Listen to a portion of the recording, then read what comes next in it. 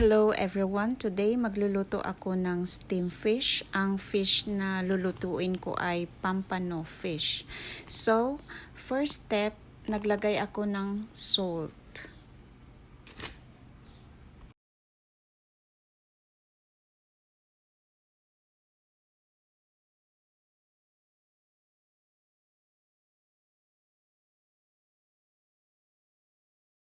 Second step, naglagay ako ng soy sauce.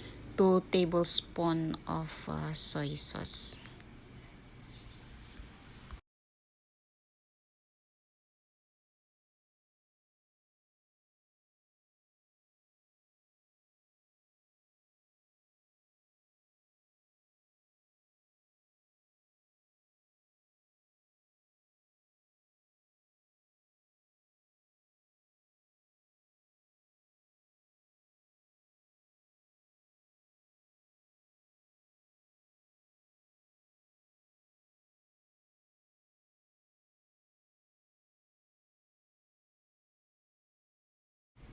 Third step, naglagay tayo ng ginger sa tiyan ng fish.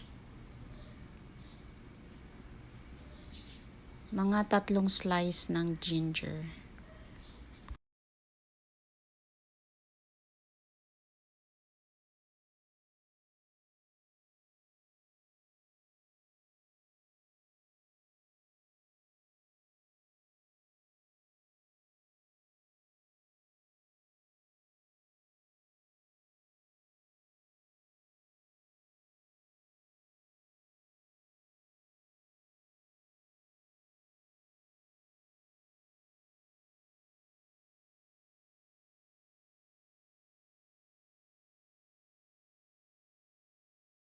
So, next step natin guys, naglagay tayo on top ng spring onions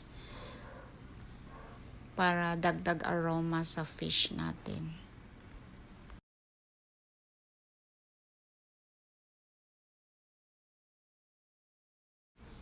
Ready to steam na yung ating fish.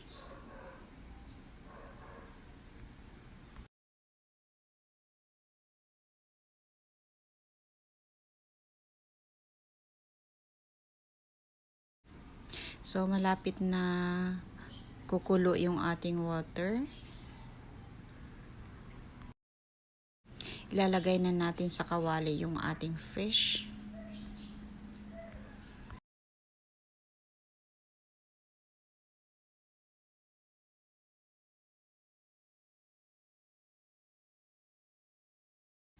So, ayan guys, kumukulo na yung ating tubig.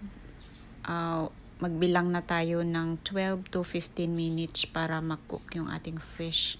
So, try natin kung okay na yung ating fish. So, medyo matigas pa. Mag-add tayo ng 2 minutes more para mag-cook na yung ating fish. So, dito try natin ulit yung ating fish kung okay na. So, cook na yung ating fish.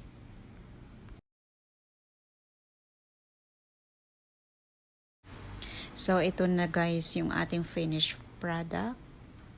So, looks yummy na yung ating steam fish. Hindi ko na tinaray kasi alam kong yummy na yan. Baka mabitin lang ako at maubos yung aming hindi ko maulam sa rice. So, ayan guys. Thank you for watching. And please like, share, and subscribe to my channel. Bye everybody.